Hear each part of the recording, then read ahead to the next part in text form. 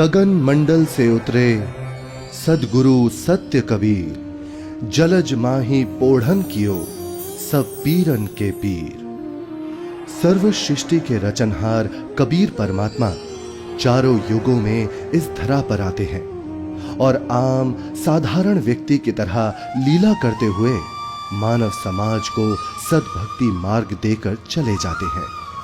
आज से लगभग 600 वर्ष पूर्व कलयुग में अपने वास्तविक नाम कबीर नाम से सतलोक से चलकर कबीर प्रभु जी काशी के लहरतारा नामक तालाब में एक कमल के फूल पर सन 1398 ईस्वी संवत 1455 में ज्येष्ठ मास की पूर्णिमा को ब्रह्म मुहूर्त में प्रकट हुए थे।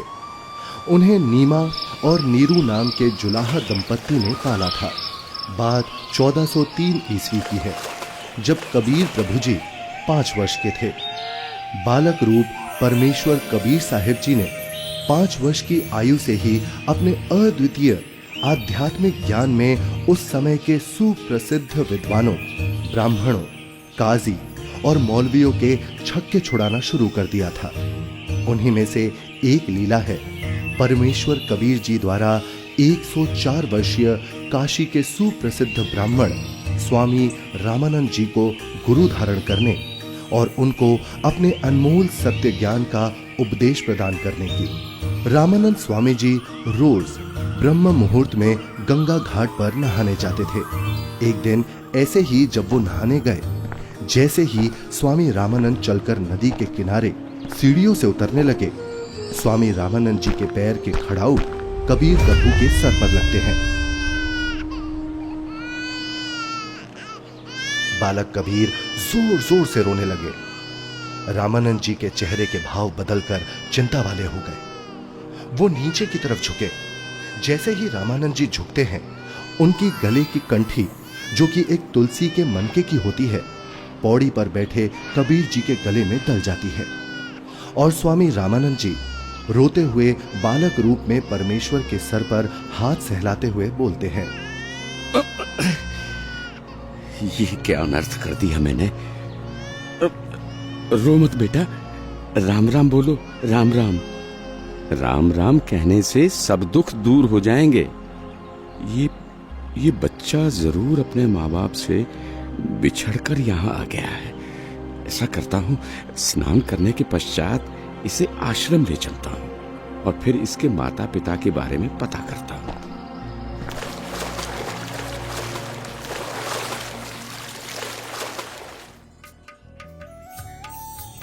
स्वामी रामानंद जी वैष्णव धर्म का प्रचार प्रसार भी खूब किया करते थे, जिसके लिए उन्होंने 1400 ऋषि शिष्य भी प्रचारक रूप में बना रखे थे।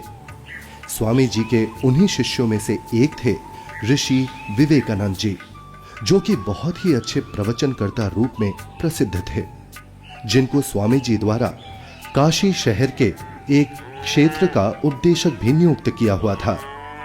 प्रतिदिन की तरह ही एक दिन जब ऋषि विवेकानंद जी शाम के समय विष्णु पुराण से कथा सुना रहे थे।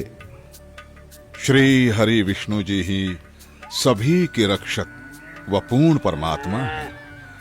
उन्होंने ही राम जी और कृष्ण जी के रूप में जन्म लिया है। वास्तव में भगवान विष्णु ही अजन्मे हैं, अविनाशी हैं। श्री हरि विष्णु भगवान की जय। श्री हरि विष्णु भगवान की जय। श्री हरि विष्णु भगवान की जय। वेद पढ़े पर भेद न जाने, बाँचे पुराण 18। पत्थर की पूजा करे, भूले सृजनहारा।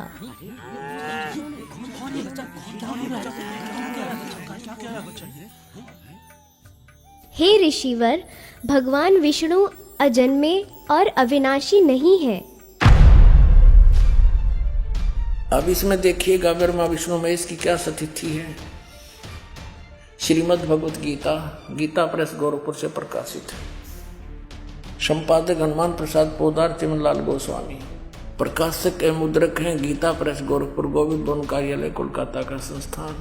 अध्याय 4 चल रहा है, 123 पृष्ठ पे।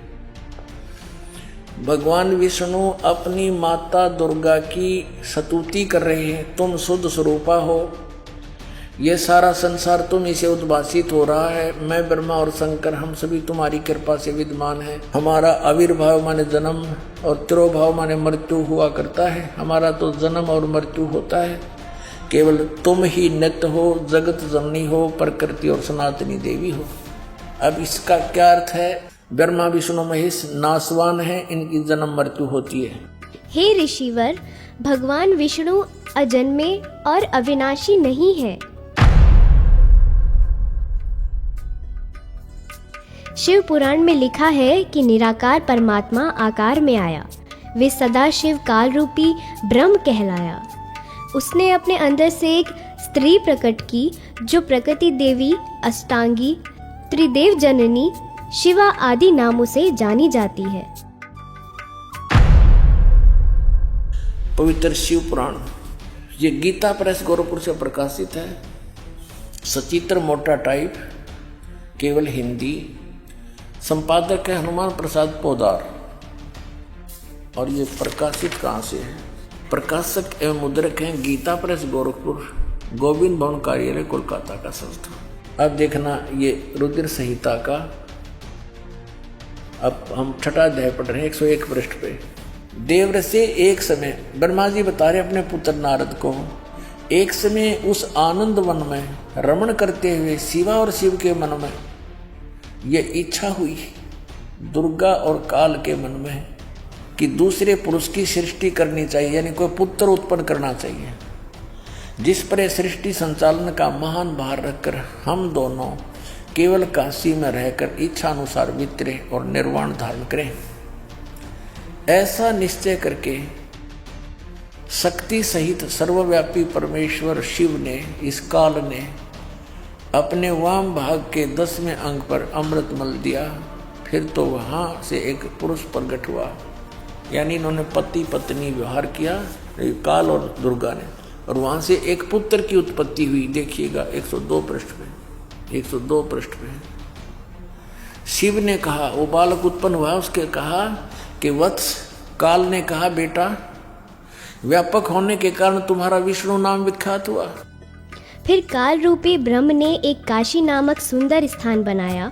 वहाँ दोनों शिव तथा शिवा अर्थात काल रूपी ब्रह्म तथा दुर्गा पति पत्नी रूप में निवास करने लगे। भगवान विष्णु इनकी ही संतान है।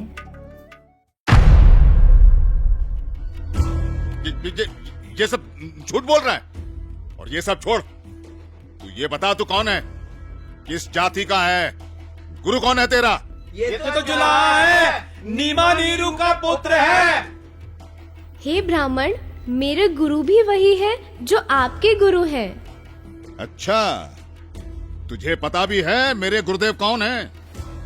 मेरे गुरुदेव स्वामी श्री श्री 1008 स्वामी रामानंद जी महाराज हैं। जी पंडित जी, मेरे गुरुजी भी स्वामी रामानंद जी ही हैं। झूठ, सरासर झूठ। देखो भाइयों, ये जुलाहा सरेआम झूठ बोल रहा है। मेरे गुरुजी तेरे जैसे अछूत के दर्शन भी नहीं करते। शिष्य बनाना तो बहुत दूर की बात है। कल सुबह तुझे गुरुजी के समक्ष पेश करूंगा। दूध का दूध, पानी का पानी हो जाएगा। गुरुदेव तुम्हें स्वयं दंड देंगे। मेरे गुरु का नाम मिट्टी में मिलाता है। तुम भी आना भाइयों, देखना अपनी आंखों से। इस कबीर जुलाहे का झूठ कल सबके सामने आ जाएगा। हाँ, हम सब आएंगे, हम सब आएंगे, हम सब आएंगे।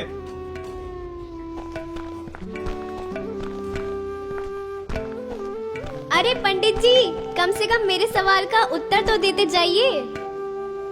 विवेकानंद सीधा रामानंद जी के पास पहुंचा और उन्हें सारी बात बताई। रामानंद जी भी गुस्सा हो गए कि आखिर कैसे एक जुलाहा खुद को मेरा शिष्य बता सकता है। हे गुरुदेव, एक छोटी जाति का जुलाहा अपने आप को बड़ा विद्वान सिद्ध करने के लिए भगवान विष्णु जी को नाशवान बताता है। क्या नाम है उसका? गुरुदेव, उसका नाम कबीर है। कबीर? हाँ गुरुदेव, कबीर। हे गुरुदेव, उसने तो हम ब्राह्मणों का घर से निकलना भी दूभर कर दिया है। हमें महाशर्मिंदा होना पड़ रहा है। आज उसने भरी सभा में कहा कि पंडित स्वामी रामानंद जी मेरे गुरुजी हैं, मैंने उनसे दीक्षा ले रखी है। झूठा है वो, सरासर कपटी है वो जुलाहा। वो कैसे मुझे अपना गुरु बताता है? उसको कल लेकर आओ मेरे सामने, और उन सभी को भी बुला लेना जिनके सामने उस तुच्छ जुलाहे ने तेरी बेइज्जती की है। कल सभी के समक्ष उसके झूठ का पर्दाफाश करूंगा।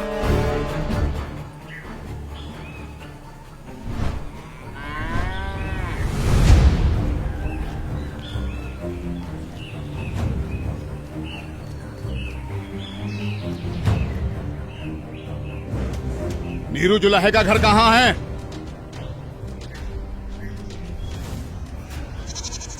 नीरू, नीरू सुनो, नीरू, नीरू। क्या हुआ भाई? बड़े परेशान दिख रहे हो। विवेकानंद अपने साथियों के साथ कबीर को पकड़ने आ रहा है। आपका घर पूछ रहा है। हाँ, लगता है कबीर ने इनको कुछ कहा है। इसे समझाओ, इनसे पंगा ना ले। क्या? कौन आ रहा है? हमें हमारे कबीर के लिए कौन आ रहा है?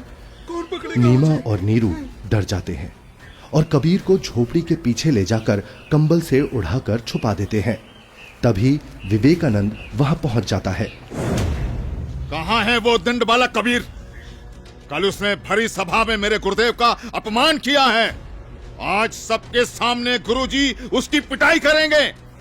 हे ब्राह्मण जी, क्या बात है? इतना क्रोधित मत होइए। हमारा कबीर किसी का अपमान कर ही नहीं सकता। न जाने क्यों आप हमारे कबीर के पीछे पड़े हैं। मेरा कबीर यहाँ नहीं है। अच्छा, अभी पता चल जाएगा।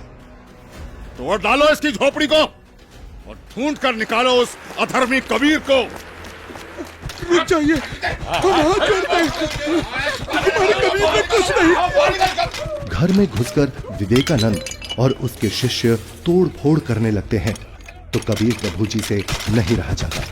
वो सामने आ जाते हैं। मत छोड़ो यहाँ, सब कुछ तोड़ फोड़ दो सब कुछ। ये विवेकानंद ब्राह्मण, मैं यहाँ हूँ झोपड़ी के पीछे। झोपड़ी के पीछे? पकड़ो उसे। पकड़ो। विवेकानंद उन्हें बंदी बना लेता है। फिर जब नीमा और नीरू कबीर प्रभु को बचाने की कोशिश करते हैं तो विवेकानंद उन्हें धक्का मारता है और हिंसा करते हुए कबीर प्रभु को रामानंद जी के पास ले जाता है। विवेकानंद और साथ आए शिष्य बालक को छुड़ाने के लिए बीच में आए नीरू और नीमा के ऊपर भी हाथ उठाते हैं।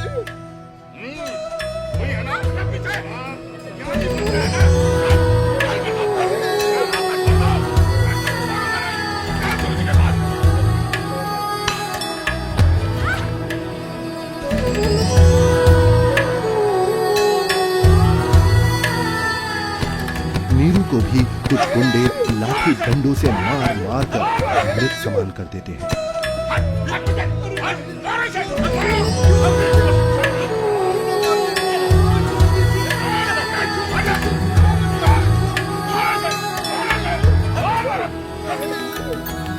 साच कहू जग मार ही, या झूठ कही ना जाई हो। साच न पूरा पावते, ये झूठे जगपति आई हो। एक तरफ विवेकानंद कबीर प्रभु जी को पकड़कर रामानंद जी के पास ला रहा था और दूसरी तरफ रामानंद जी ने अपनी कुटिया के बाहर एक बड़ा सा पर्दा लगवा दिया जिससे रामानंद जी की नजर शूद्र पर ना पड़े। हे स्वामी, आपके आदेश के अनुसार पर्दा लगवा दिया है जिससे कबीर की नजर आप पर ना पड़े। कबीर को इस पर्दे के पीछे ही खड़ा किया है। मारो इसे, इसने हमारे गुरुदेव का अपमान किया है। मारो, हमारे ईश्वर की निंदा की है इसने। मारो इसको, मारो इसे, मारो। शांत शांत शांत। आप सभी शांत रहें। गुरुजी खुद ही इस अधर्मी को सजा देंगे। कौन है तू जुलाहे? मैं सतलोक का निवासी हूँ, अजन्मा अविनाशी हूँ, पूर्ण ब्रह्म परमेश्वर हूँ। मेरा नाम कबीर देव है। ये सृष्टि मुझ पर ही आश्रित है। तू हाड़ मांस का बना मुसलमान के टुकड़ों पर पलने वाला नीच जुलाहा जाति का बालक है। तू खुद को परमात्मा कहता है? सत्य यही है कि मैं ही सर्वशक्तिमान परमेश्वर हूँ और आप ही मेरे गुरुजी हैं। आप मुझे अपशब्द कह रहे हैं तो भी मुझे आनंद आ रहा है गुरुदेव। तू ऐसे नहीं मानेगा ना जुलाहे। तू थोड़ी देर प्रतीक्षा कर, मैं पहले पूजा कर लेता हूँ, फिर तुझे देखूंगा।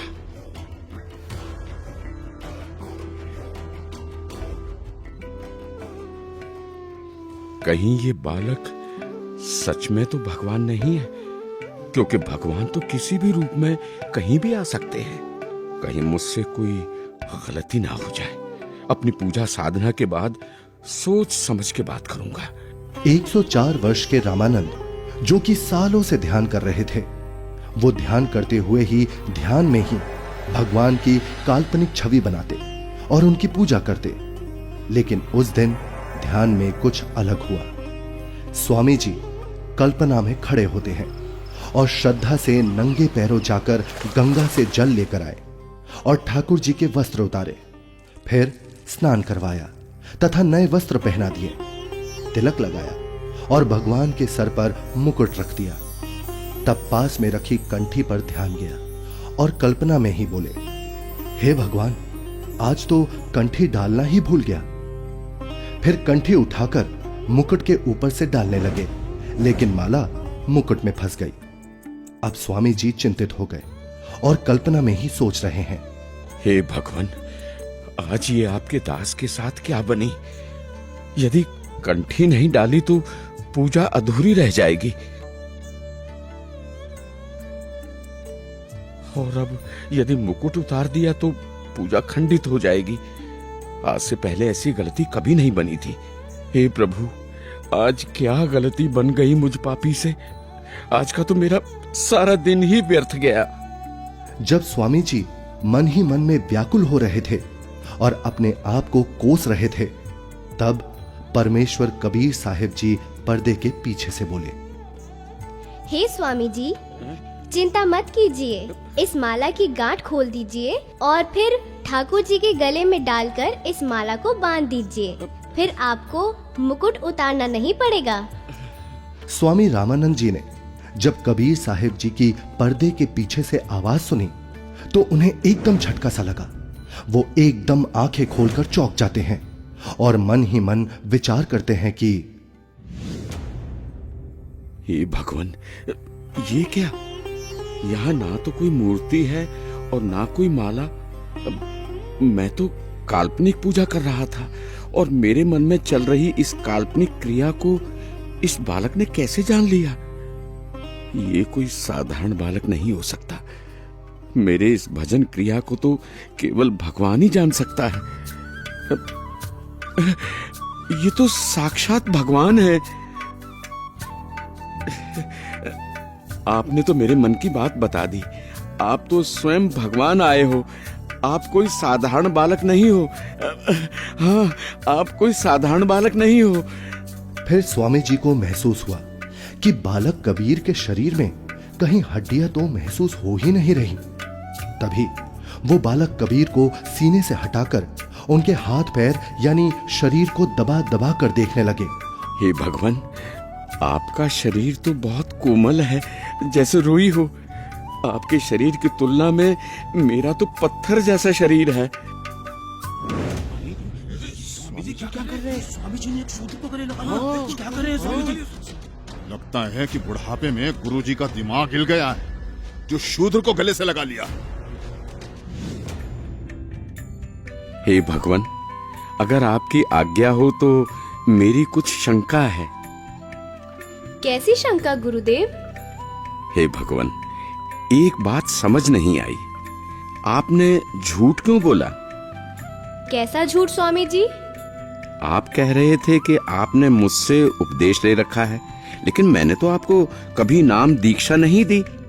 स्वामी जी, याद कीजिए, एक समय आप पंचगंगा घाट पर स्नान करने के लिए गए थे। मैं वहाँ पौड़ियों पर लेटा हुआ था। आपके पैरों की खड़ाऊ मेरे सिर पर लगी थी और मैं पीड़ा के कारण रो रहा था। तब आपने मेरे सिर पर हाथ रखा और कहा कि बेटा राम राम बोलो। तो स्वामी जी, आप मेरे गुरु बन गए और मैं आपका शिष्य। मेरा तो उद्देश्य ही वहां पर आपसे दीक्षा लेना था। हाँ, अब याद आया। परंतु वो तो बहुत छोटा बच्चा था। वो देखिए स्वामी जी, क्या मैं ऐसा था? स्वामी जी ने जिधर बालक कबीर जी इशारा कर रहे थे, उधर 2.5 वर्ष के उसी बालक को चारपाई पर लेटा देख चौंक जाते हैं और बार बार कभी 5 वर्ष के रूप में खड़े परमात्मा को देखते हैं तो कभी 2.5 वर्ष वाले रूप को।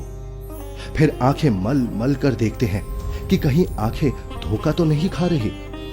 इतने में 2.5 वर्ष वाला बालक चारपाई से हवा में उड़ा और 5 वर्षीय बालक के रूप में खड़े कबीर साहिब जी में समा गया और 5 वर्ष वाले बालक के रूप में कबीर साहिब जी वहीं खड़े हैं। मेरा संशय मिट गया। आप ही पूर्ण ब्रह्म हैं। हे परमेश्वर, आपको हम कैसे पहचानें? आप किस जाति में उत्पन्न तथा कैसी वेशभूषा में खड़े हैं? कैसे एक छोटे से बालक के रूप में धोती कुर्ता पहने जुलाहा जाति शूद्र वर्ण में उत्पन्न हुए हैं दाता? हे मालिक, हम तुच्छ बुद्धि जीव आपको कैसे पहचाने? अपने इस अनजान बालक की गलती क्षमा करना प्रभु। ऐसा मत कहिए स्वामी जी, आप मेरे गुरुदेव हैं और मैं आपका शिष्य। नहीं भगवान, मैंने आपको पहचान लिया है। भगवान, आपके बच्चे की कुछ और शंकाएं हैं जिनका निवारण चाहता हूँ, यदि आपकी आज्ञा हो तो। हाँ स्वामी जी, बोलो, आपकी क्या शंकाएं हैं? हे कबीर देव, मैं अपने शिष्यों को राम नाम जाप करने को नहीं देता। यदि आपने मुझसे दीक्षा ली है तो आप मुझे वो मंत्र बताइए जो मैं अपने शिष्यों को देता हूँ। स्वामी जी, आप ओम नाम जाप करने को देते हो। आपने जो मंत्र बताया ये तो सही है, लेकिन एक शंका और है, कृपया उसका भी समाधान कीजिए। पूछिए गुरुदेव जी। मैं जिसे शिष्य बनाता हूँ उसे एक चिन्ह देता हूँ, वो आपके पास नहीं है। हे गुरुदेव, आप एक तुलसी की कंठी माला देते हो गले में पहनने के लिए। ये देखो गुरुदेव, उस दिन पंचगंगा घाट पर आपने ही तो अपने गले से निकालकर ये कंठी मेरे गले में पहनाई थी। ये सारी लीलाएं देखकर वह बालक रूप में खड़े कबीर परमात्मा की बातें सुनकर स्वामी रामानंद जी समझ गए कि ये कोई साधारण बालक नहीं है। उसके बाद कबीर परमात्मा ने स्वामी रामानंद जी को अपने उसी 5 वर्ष के बालक के रूप में अपने साथ यमलोक, स्वर्गलोक, विष्णुलोक, शिवलोक और फिर अंत में सतलोक में ले जाते हैं। ये सतलोक है। सतलोक में नूरी आत्माएं घूमती हुई, सफेद वृक्ष, सफेद फल, फूल, महल, दूधों की नदियां दिखती हैं। हीरे मोतियों के चमकीले पहाड़, सफेद वस्त्रों में मोतियों की माला पहने आत्माएं सतलोक में घूमती हुई। फिर वो दोनों एक बड़े से गुंबद नुमा महल के अंदर सतलोक में भगवान के पास पहुंच जाते हैं। सतलोक में पूर्ण परमात्मा कबीर जी एक गुंबद में एक ऊंचे सिंहासन पर विराजमान दिखते हैं। दोनों उस सिंहासन पर बैठे परमात्मा को प्रणाम करते हैं। अब बालक रूपधारी कबीर देव उस सिंहासन के पास जाते हैं और सिंहासन पर बैठे अपने अन्य रूप पर चवर करते हैं।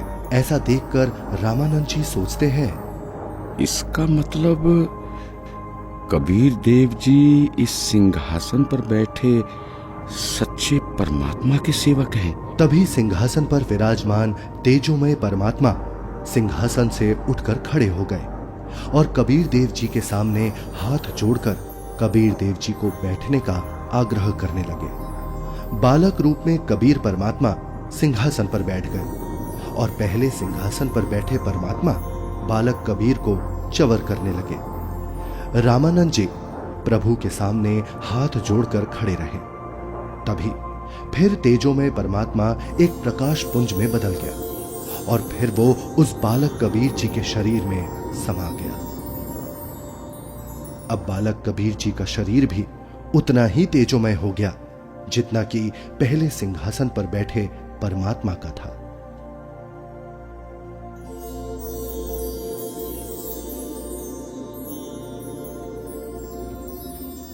बोलत रामानंद जी सुनो कबीर करतारे, गरीबदास सब रूप में तू ही बोलनहार।